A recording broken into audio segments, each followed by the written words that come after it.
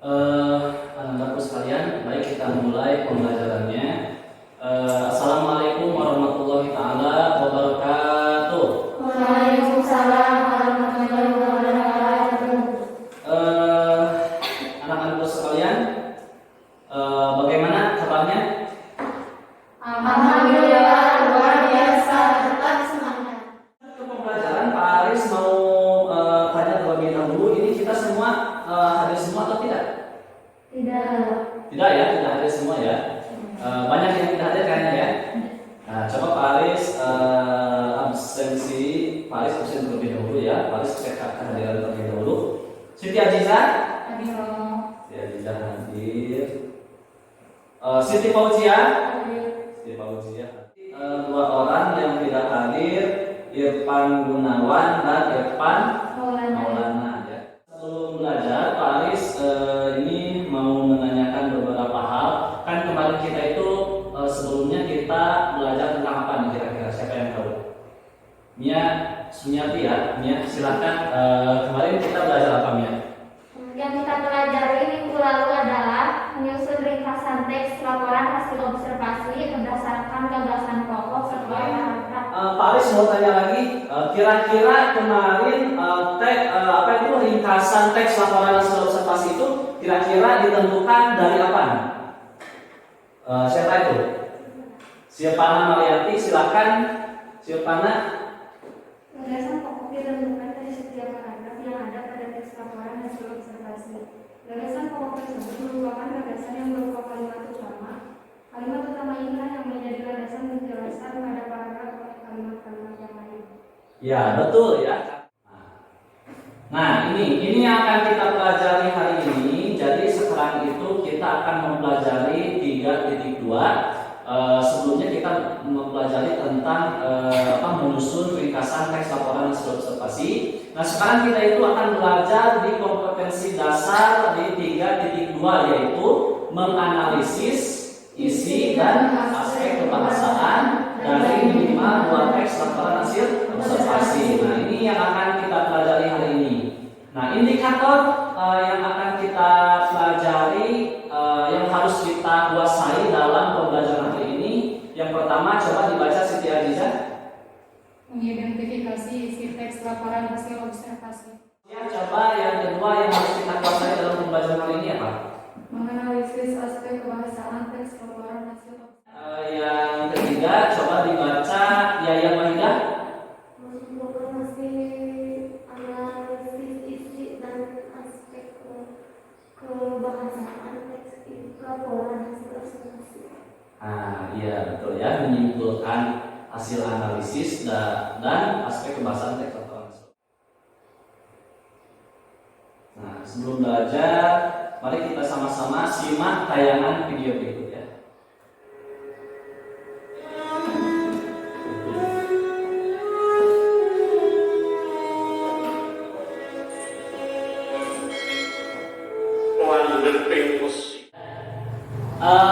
Itu tayangan video. Kira-kira ada tidak pembelajaran yang ada hikmah yang dapat kita ambil dari video tersebut? Ada tidak kira-kira?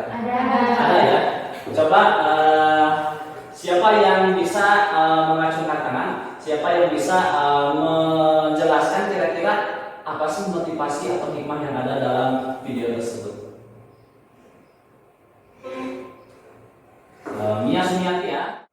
Bisa menjadi pandai sebab bergaul dengan sesamanya. Ya, jadi menurut Mia itu kepandaian seseorang itu ternyata itu tidak didapatkan berdasarkan dirinya Sendiri. yang lain. Nah, di sini Pak Aris sudah menanyakan sebuah contoh mengenai pertanyaan untuk kita mencari informasi-informasi atau isi pokok yang ada dalam teks laporan hasil observasi. Yang pertama, kan kita dua yang kita pelajari. Yang pertama kita analisis isi. Isi itu informasi-informasi di dalamnya. Ya, informasi-informasi di dalamnya. Yang kedua, aspek kebahasaan. Nanti kita akan melihat seperti apa hasil analisis aspek kebahasaan dari teks laporan hasil observasi seperti apa. Misalnya yang Ada berapa? Jenis negara berdasarkan bahan pembuatannya. Ada tidak jawabannya? Ada. Ada. Mau dilihat? Lihat, coba. Nih Mayan. Nah, coba para wali songo baca. Penyebaran barang selatan Jawa sudah membagi wayang menjadi 3. Wah. 3. Yang pertama, Wayang Belir di Timur, wayang Wok atau wayang orang di Jawa Tengah, dan wayang Bonek atau wayang boneka di Jawa Barat. ya. Mari kita lanjut ini coba. Ini ada hasil analisis ya. Contoh hasil Analisis. Ini contohnya. Nanti kalian analisisnya juga seperti ini sama ya. Nah, coba baca yang 3. Menganalisis aspek kebahasaan teks laporan hasil observasi. Nah, aspek kebahasaan teks laporan hasil observasi yang pertama. Nominal. Yang kedua. Verbal. Yang ketiga. Aplikasi. Aplikasi. Aplikasi. 4. Kalimat deskripsi. 5. Kalimat deskripsi. 6. Kalimat simpleks. 7. Kalimat kompleks. Iya. Jadi ada berapa? 7. Nah, dari sini yang kurang.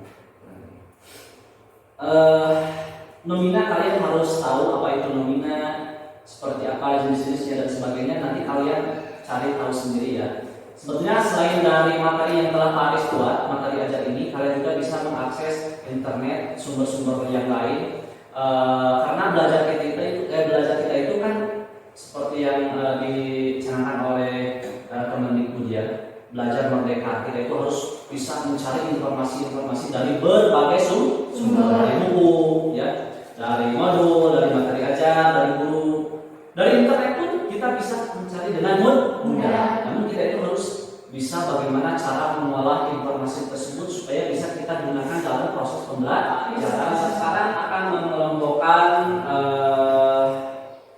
semuanya. Nanti kalian cari teks ini, cari tulisan ini berdasarkan kelompok ya. Nanti bisa kita cari informasi-informasi mengenai materi tersebut dalam LKPD. Bisa menggunakan HP ya, bisa menggunakan HP.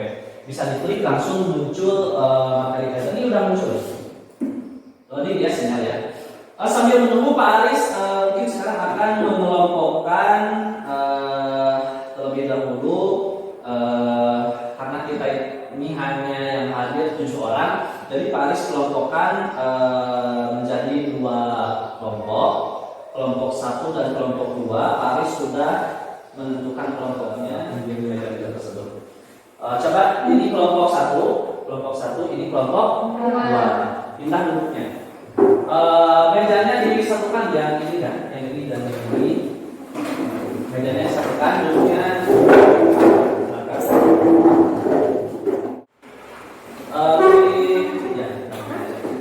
ini kelompok 2, ini kelompok 1. Coba dibuka HP-nya.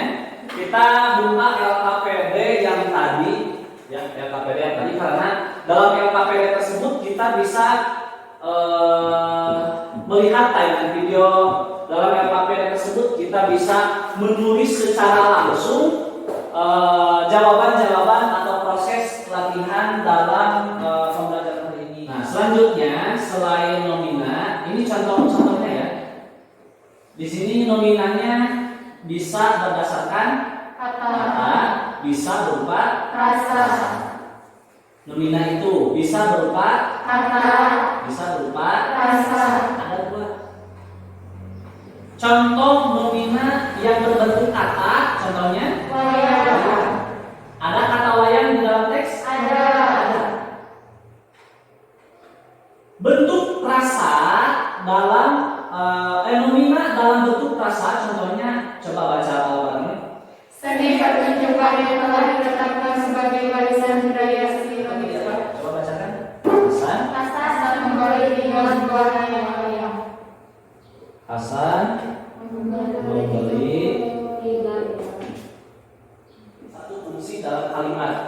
Misal Hasan itu subjek fungsinya ya, membeli predikat. 3 buah layang-layang objek. Tuh. Subjek predikat. Ini nih, lihat. Coba dilihat KPD-nya dilihat. Bisa melalui HP, bisa melalui yang sudah dibagikan. Ada teks. Coba judul teksnya apa? Ya. Nah, itu dibaca.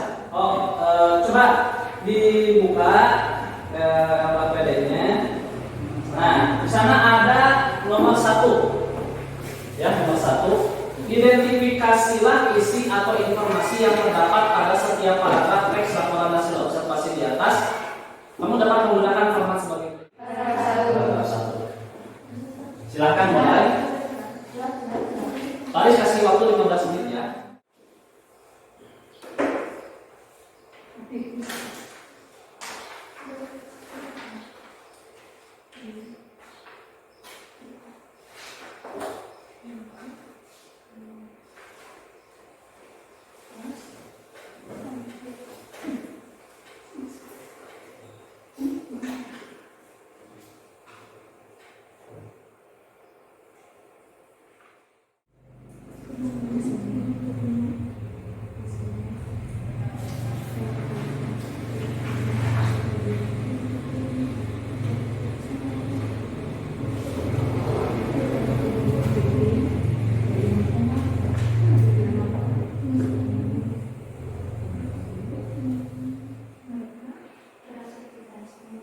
Sudah belum?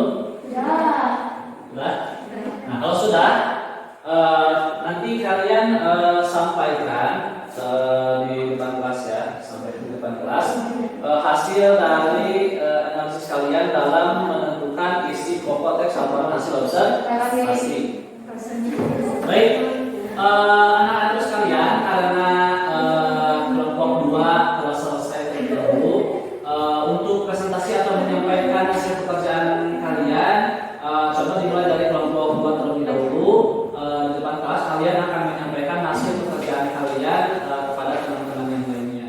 Assalamualaikum warahmatullahi wabarakatuh. Waalaikumsalam warahmatullahi wabarakatuh. Kami dari kelompok 2 akan mempresentasikan identifikasi isi atau informasi yang terdapat pada setiap paragraf teks laporan hasil observasi. Kami terdiri dari 3 orang. Yang pertama Selodia, Aida, dan saya Senati. Isi atau informasi paragraf 1 Bekantan atau disebut monyet Belanda merupakan satuan etnik Pulau Kalimantan. Isi atau informasi paragraf 2 Bekantan merupakan sejenis kera yang mempunyai ciri khas yaitu hidung yang panjang dan besar dengan rambut warna coklat.